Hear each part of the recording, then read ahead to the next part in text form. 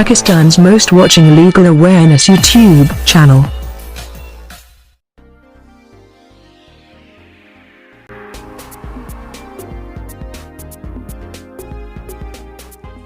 Bismillahirrahmanirrahim. Alhamdulillahi Rabbil Alameen. Assalamu alaikum friends and viewers. I hope all are fine. This is Mobushar Iqbal Chohan, Advocate High Court and Legal Lecturer. Series of legal lectures के अंदर हमने आज एक नए subject को अपनी legal series का हिस्सा बनाया है। बहुत इंपॉर्टेंट है और प्रैक्टिसिंग पॉइंट ऑफ व्यू से भी इसकी बहुत ज़्यादा अहमियत है। मुस्लिम पर्सनल लॉ या मुस्लिम फैमिली लॉ, या आप इसको इनहेरिट लॉ भी कह सकते हैं, इसको आप डिवाइन लॉ भी कह सकते हैं, कि जो इस्लामिक तौर पर हमारे राइट्स डेवलप किए गए हमारे सोसाइटी में मर्दों के, औरतों के, बच्चों के, बूढ़ों के, उन तमाम लॉज़ को ये प्रोटेक्ट करता है, हमें हमारे राइट्स प्रोवाइड करता है मुस्लिम पर्सनल लॉ। और हमारा आज का टॉपिक होगा इनहेरिट राइट्स या जर्नल प्रिंसिपल ऑफ इनहेरिटेंस। वरासत का जर्नल प्रिंसिपल क्या है, वरासत किस तरह से तकसीम होगी, कैसे तकसीम होगी। इसके अंदर सिर्फ मैं वरासत की जो दावेदार होंगे, जो लीगल हेयर्स होंगे जिनमें वरासत तकसीम की जाएगी, सिर्फ उन्हीं के बारे में बताऊंगा।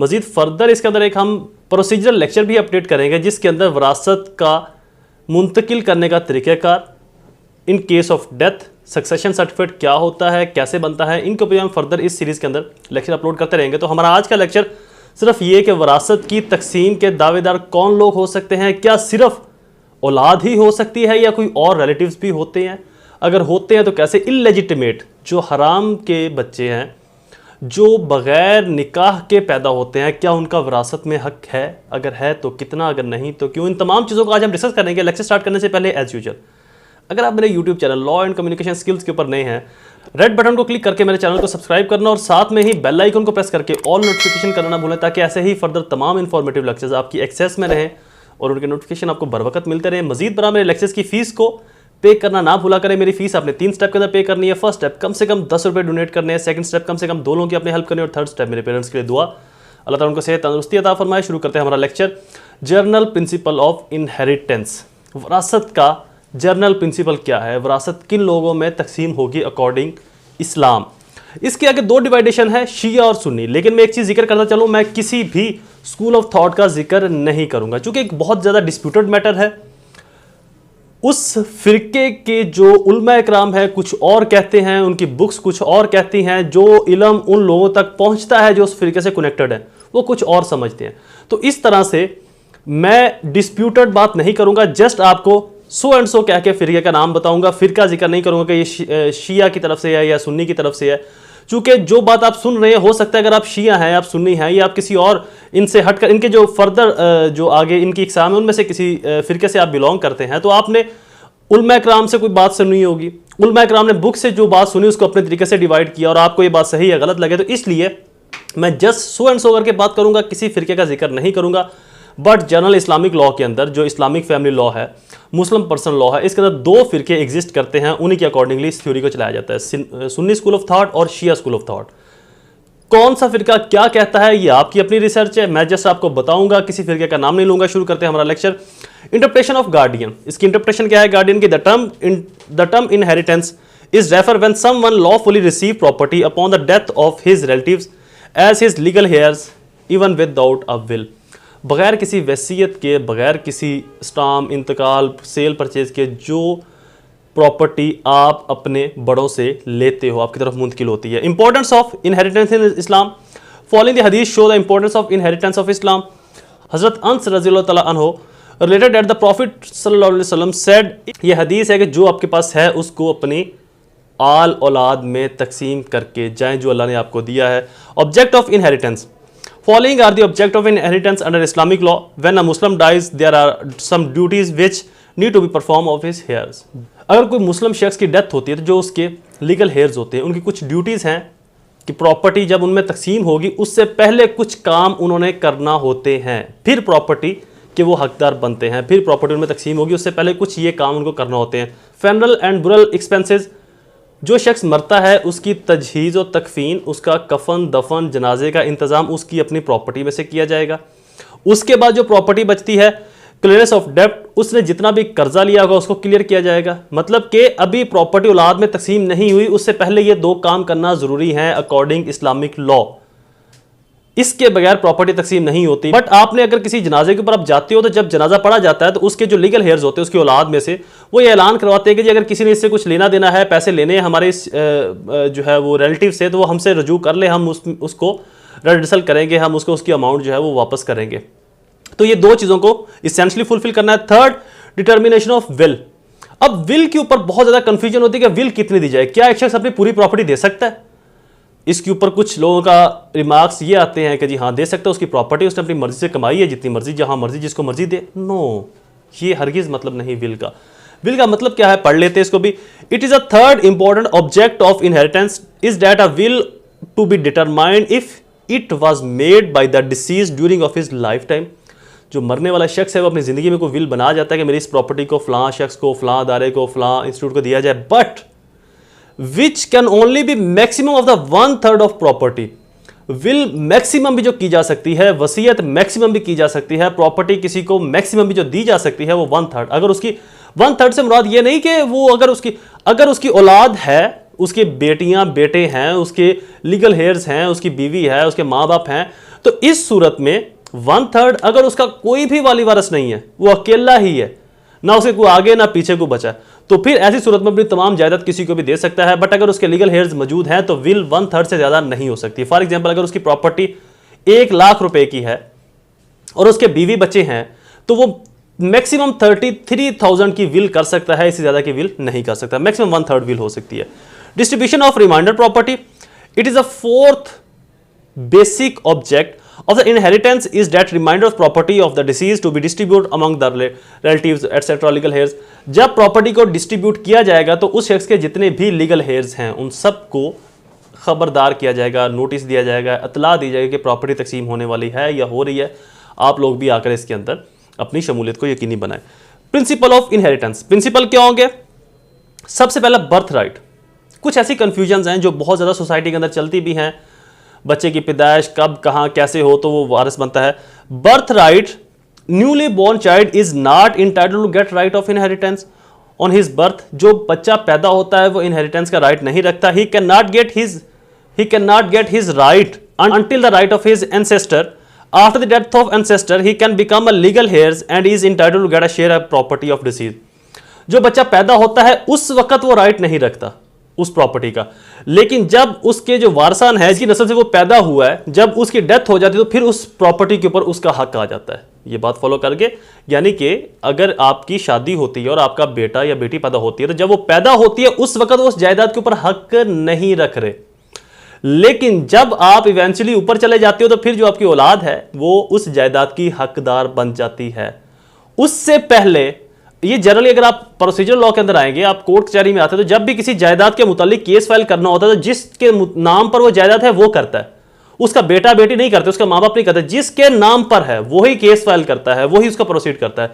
क्यों? क्योंकि अकॉर्डिंग लॉ चाहे वो उसकी औलाद है वो उसको यूज करती है, उसको वैसे ही यूटिलाइज करती है प्रॉपर्टी को जैसे कि उनकी अपनी है, बट अकॉर्डिंग लॉ उस प्रॉपर्टी के ऊपर हक सिर्फ उस बंदे का है जिसके वो नाम पर है, उसके बच्चों का नहीं। हाँ, जब उसकी डेथ हो जाएगी तब उसके बच्चों के खुद ब खुद वो हकदार बन जाएंगे। हाँ, अगर वो अपनी जिंदगी में बच्चों को ट्रांसफर कर दे तब बच्चों का हक बन जाएगा, या किसी को सेल करे तब उसका हक। ये तो अंडरस्टूड लॉ है ना।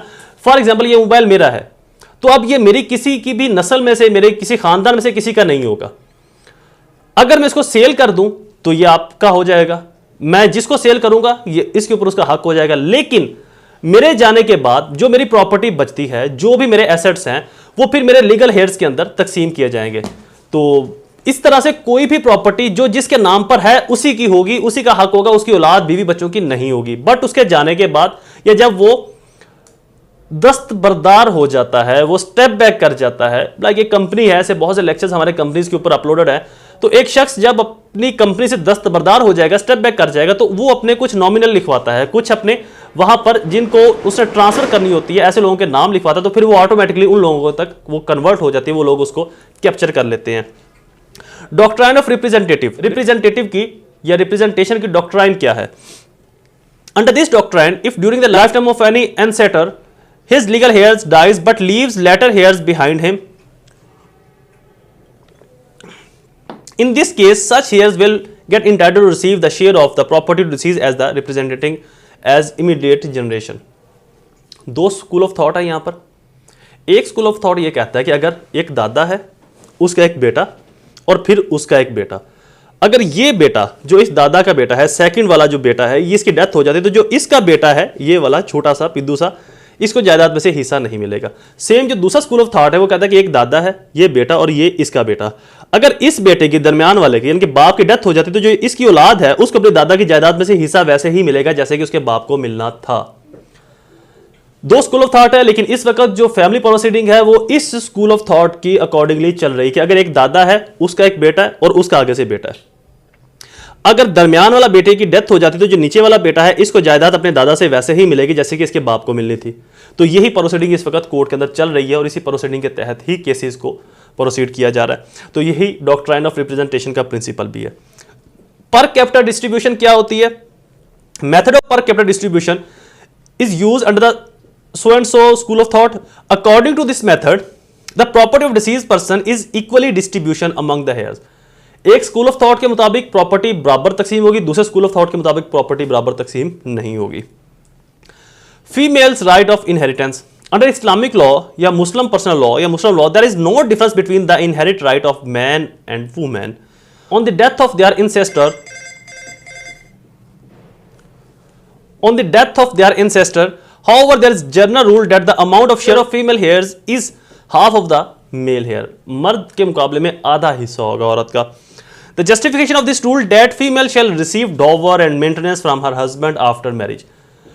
औरत का हिस्सा आधा क्यों है? क्योंकि वो अपने शोहर से मेंटेनेंस डॉवर की मद के अंदर भी प्रॉपर्टी लेती है, अपने बाप की जायदाद में से भी और शोहर की जायदाद में से भी वो हिस्सेदार होती है, मेंटेनेंस की मद के अंदर भी, और जो बीवी का 8वां हिस्सा होता है इस मद के अंदर भी वो अपने शोहर की जायदाद में भी हिस्सेदार होती है और बाप की तरफ से भी। इसलिए औरत का हिस्सा आधा रखा गया और मर्द का एक उसकी निस्बत डबल हिस्सा है। Right of childless window and window, बेवा का या बगैर बच्चों के मां की जो उसका हिस्सा क्या है? Under the Islamic law a Muslim widow who does not have any children shall be entitled to the inherit 1/4। जिस बेवा का कोई बच्चा नहीं होगा उसका हिस्सा 1/4, डिसीज हस्बैंड मरने वाले हस्बैंड की जायदाद में से 1/4, but a widow who has children is entitled to 1/8 of deceased. अगर कोई औरत बच्चे रखती है, उसके बच्चे हैं, तो फिर उसका 8वां हिस्सा। क्यों? इसकी जस्टिफिकेशन ये है कि जिस औरत का बच्चा ही नहीं है उसके पास तो वही जायदाद है, और जिस औरत के बच्चे हैं तो उसकी जायदाद बच्चों में भी तो तकसीम होनी है। अगर वो सारी जायदाद औरत को दे दी जाएगी, बीवी को, तो बच्चों में क्या बचेगा? तो इसलिए जो बच्चों वाली बीवी है उसको 1/8, और जिसके बच्चा कोई नहीं है, वो बांझ है, उसकी औलाद कोई नहीं थी, उसको 1/4 मिलेगा। नोट, ये चीज नोट कर लीजिएगा। If a Muslim man who get married during a period of his illness and dies without having sexual intercourse, in such case the widow shall not be entitled to inherit on the property of deceased husband. अगर कोई शख्स मर जाता है लेकिन वो उस मरने से पहले शादी करता है, एक औरत से निकाह करता है, बट उस दौरान वो बीमार था, वो उसके साथ, उस बीवी के साथ सेक्सुअल इंटरकोर्स नहीं कर पाया, अपना फिजिकली रिलेशन नहीं बना पाया, और उससे पहले ही उसकी डेथ हो जाती है, तो ऐसी सूरत में सिर्फ निकाह में आने की हद तक, सिर्फ निकाह में आने से वो औरत उसकी जायदाद में हिस्सेदार नहीं बनती। जायदाद में हिस्सेदार बनने के लिए फिजिकली अट्रैक्शन, सेक्सुअल रिलेशन कायम करना जरूरी है। चाइल्ड इनहेरिटेंस राइट ऑफ वोम, जो बच्चा भी माँ के पेट के अंदर है, अभी बनना नहीं या बनने का प्रोसीजर अभी इनिशियल टाइम के ऊपर है, फर्स्ट मंथ के ऊपर है, अभी स्टार्ट हुआ है, लेकिन माँ के पेट के अंदर आ गया है बच्चा, जो प्रोसीजरल इंटरकोर्स प्रोसीजर होता है उसके तहत बच्चे की ग्रोथ शुरू होगी, तो उसका इनहेरिट राइट क्या होगा? Under the Islamic law a children in the womb can only be entitled to the share of property of deceased if he is born alive. अगर वो जिंदा पैदा होता है बच्चा तो फिर उसका राइट एग्जिस्ट करेगा, but if he is born died, अगर वो मुर्दा पैदा होता है देन उसका राइट अबॉलिश कर दिया जाएगा उस प्रॉपर्टी में से, और ऐसे समझा जाएगा कि जैसे इसका कभी राइट एग्जिस्ट करता ही नहीं था। मतलब फिर ये नहीं होगा कि माँ उसका हिस्सा लेके जी मेरी औलाद है, पैदा तो हुआ था ना, हक तो इसका बनता है, मुझे इसका, तो जो जिंदा पैदा होगा उसका राइट एग्जिस्ट करेगा, लेकिन वो भी तब तक जब तक वो जिंदा है, और अगर वो मर गया तो फिर उसका राइट एग्जिस्ट नहीं करता। पर कंफ्यूजन ये है, कुछ लोग ये समझते हैं कि बच्चे की पैदाइश, इस वजह से जो वर्ड यहाँ पर बॉर्न डीड और बॉर्न अलाइव यूज किया गया, उसका मतलब ये है कि अगर बाप जिंदा है तो फिर जायदाद में से हिस्सा मिलेगा, अगर बच्चा पैदा होता है और बाप भी जिंदा है। अगर बाप मर गया और बच्चा भी 1 माह का है, 2 माह का है, 6 या 9 माह का है, और बाप की डेथ के बाद पैदा होता है तो फिर हिस्सा नहीं मिलेगा, ये बात गलत है। ऐसा कोई भी स्कूल ऑफ थॉट इसको कंसिडर नहीं करता। कुछ एक करते हैं, मैं किसी का नाम नहीं लेता, बट ये इसको जनरल सेंस, जो एक बाप की औलाद है اس کے سپرم سے وہ پیدا ہوا, اگر وہ زندہ پیدا ہوتا ہے, سوسائٹی میں آتا ہے, زمانے میں آتا ہے, تو اس کا اس تمام پراپرٹی کے اوپر ویسا ہی حق ہوگا جیسا کہ چاہے باپ زندہ تھا تو اس وقت اس کا حق ہونا تھا. تو یہاں پر بات صرف بچے کی پیدائش کی موت اور زندگی سے کی جا رہی ہے. اگر بچہ زندہ پیدا ہوتا ہے تو اس کا رائٹ ہوگا, اگر زندہ پیدا نہیں ہوتا تو پھر رائٹ نہیں ہوگا باپ کی موت کی صورت میں. باپ کی موت اور زندگی کا یہاں پر کوئی کنیکشن نہیں ہے. اسٹیپ چلڈرن, اسٹیپ انہیریٹنس, جو اسٹیپ بچے ہوں گے جن کو ہم سوتیلے بچے بھی کہتے ہیں, ان کا کوئی رائٹ نہیں ہوگا. Under the Islamic law, the step children are not entitled to get the right of inheritance after the death of their deceased step parents. جو ان کے سوتیلے ماں باپ ہوتے ہیں ان کی موت کے بعد اسٹیپ چلڈرن کا کوئی بھی رائٹ نہیں ہوگا. اسچیٹ, جو لوگ لا وارث ہوتے ہیں, under the Islamic law, under the Islamic role of law, if a person dies without having any heirs behind him in this case of property, such person will go under the control of exist government and state will become the legal heir of deceased person. اگر ایک شخص مر جاتا ہے, اس کی نہ اولاد ہے, نہ بیوی, نہ بچے, نہ ماں باپ, نہ آگے پیچھے ماما چاچا تایا, کوئی نہیں ہے, بالکل کلم کلا ہے, لا وارث ہے, تو ایسی صورت میں جو اس کی پراپرٹی ہوگی پھر وہ گورنمنٹ ضبط کر لے گی, گورنمنٹ پھر اس کو ہینڈل کرے گی, گورنمنٹ اپنے خزانے میں اس کو جمع کر لے گی. تو پھر گورنمنٹ اس کی, کیونکہ ہم اسٹیٹ کے جو لوگ ہیں, ہم اسٹیٹ کے جو شہری ہیں, یہ دراصل ہم اسٹیٹ کے ہی, ہماری بیسک لیگل ہیئر تو اسٹیٹ ہی ہے, اس کے بعد اسٹیٹ نے ہمیں رائٹس دیے ہوئے ہیں. اگر ہمارے آگے پیچھے کوئی بھی نہیں ہوگا, کوئی ایسا شخص ہے جس کے آگے پیچھے اتنے تھلے کوئی بھی نہیں ہے, ماں باپ بہن بھائی سب مر چکے ہیں, وہ اکیلا ہی زندگی میں دنیا میں زندگی گزار رہا ہے, تو ایسی صورت میں پھر اس کی پراپرٹی کی وارث جو ہوگی وہ اسٹیٹ ہوگی اس وقت کی گورنمنٹ. شیئر آف انہیریٹنس, کون کون سے حصے دار ہو سکتے ہیں؟ فرسٹ ہسبینڈ, بیوی کی جائیداد میں سے ہسبینڈ کا حصہ بھی ہے. وائف کا حصہ بھی ہے ہسبینڈ کی جائیداد میں سے. ڈاٹر بیٹی, سن بیٹا. فادر باپ, فادر آف فادر باپ کا باپ یعنی کہ دادا. مدر ماں, مدر آف مدر ماں کی ماں یعنی کہ نانی. فل سسٹر مکمل بہن.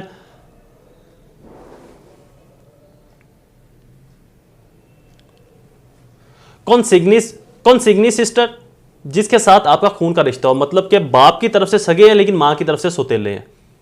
بات سمجھ میں آ رہی ہے؟ یعنی کہ خون ایک ہی باپ کا ہے, ایک باپ نے دو ماؤں سے شادی کی, دو عورتوں سے شادی کی, ایک عورت سے ایک بیٹا پیدا ہوا, دوسری عورت سے دوسری بیٹی پیدا ہوئی, تو یہ جو لڑکا اور لڑکی ہے کنسیگنی سسٹرز کہلائے گی اس لڑکے کی وہ لڑکی, کیونکہ وہ باپ ایک ہی ہے, خون کا رشتہ ایک ہی ہے, مائیں دو الگ الگ ہیں. یوٹیرین سسٹر, ایسی بہن جو کنسیگنی بردر بھی ہوتا ہے, کنسیگنی سسٹر بھی, یعنی کہ بہن کے لیے وہ بھائی کنسیگنی بردر کہلائے گا, بھائی کے لیے وہ بہن کنسیگنی سسٹر کہلائے گی. باپ ایک ہے, مائیں دو. یوٹیرین سسٹر, ایسی بہن جو ایک ماں کے پیٹ سے تو پیدا ہوئی ہو لیکن باپ دو, یعنی کہ ایک عورت نے ایک مرد سے شادی کی, اس سے ڈیورس ہوگی یا اس کی ڈیتھ ہوگی مرد کی, اب اس مرد سے اس عورت کے ہاں ایک بیٹی پیدا ہوئی, پھر اس مرد کی ڈیتھ ہوتی ہے, طلاق کی صورت میں وہ عورت کسی اور مرد سے دوسری بار نکاح کرتی ہے جب اس کی ڈیزولوشن آف میرج کے بعد, تو اس مرد سے اس کی فزیکل اٹریکشن کے بعد بیٹا پیدا ہوتا ہے. اب یہ جو لڑکا اور لڑکی ہے یہ دونوں آپس میں یوٹیرین سسٹر اور یوٹیرین بردر کہلائیں گے, یعنی کہ ماں ایک ہے باپ ڈفرنٹ. تو یہ تمام لوگ جائیداد میں ڈائریکٹ یا انڈائریکٹ ڈفرنٹ ویز کے اندر وارث ہوں گے, ڈفرنٹ جائیداد کے اندر. اب یوٹیرین سسٹر, کنسیگنی سسٹر, یہ کنسیگنی جو ہے باپ کی جائیداد میں سے, یوٹیرین ماں کی جائیداد میں سے, یعنی کہ جو جن کی مائیں تو ایک ہیں لیکن باپ ایک نہیں ہے, تو وہ جن کا باپ ایک نہیں ہے باپ کی جائیداد میں سے حصے دار نہیں ہوں گے. یعنی کہ ایک پہلی ماں نے ایک عورت نے پہلے جس بندے سے شادی کی اس سے ایک بیٹی پیدا ہوئی, اب وہ جو بیٹی ہے وہ باپ کی جائیداد میں سے حصے دار ہوگی, اس کی جائیداد میں سے حصہ لے سکتی ہے. لیکن اس عورت نے دوسری جب شادی کی دوسرے ہسبینڈ سے, اس کے ہاں بیٹا پیدا ہوا, اب یہ جو بیٹا ہے یہ پہلے والے جو اس کے ماں کا جو پہلا ہسبینڈ ہے اس کی جائیداد میں سے حصے دار نہیں ہوگا. سیم ایسے ہی جو بیٹی ہے, دوسرا جو اس کا بھائی ہے, اس کی ماں کا جو دوسرا ہسبینڈ ہے اس کی جائیداد میں سے حصے دار نہیں ہوگی. اب یہ دونوں ماں کو جو جائیداد آتی ہے پہلے ہسبینڈ سے اور دوسرے ہسبینڈ سے, اس کی جائیداد میں سے حصے دار ہوں گے کسی بھی سینس میں. تو اس طرح سے ڈفرنٹ ویز کے اندر شیئر کہلا سکتے ہیں. نیکسٹ ہیڈنگ ہے جی پریکلوڈ marks, question is complete. I hope یہ لیکچر آپ کے لیے فائدہ مند ثابت ہوا ہوگا, اور اگر ابھی تک بھی آپ مجھے سن رہے ہیں تو آپ کے ذوق شوق کی داد دینی پڑے گی. لیکچر پسند آیا تو اس کو شیئر کرنا نہ بھولیں اپنے تمام سوشل نیٹ ورکس کے اندر, اپنے دوستوں کے ساتھ, حلقہ احباب کے اندر. دوبارہ حاضر ہوں گا ایک نئی سیریز میں ایک نئے لیکچر کے ساتھ. تب تک مجھے اپنی دعاؤں میں ضرور یاد رکھیں. اللہ تعالیٰ آپ سب کا حامی و ناصر ہو. والسلام.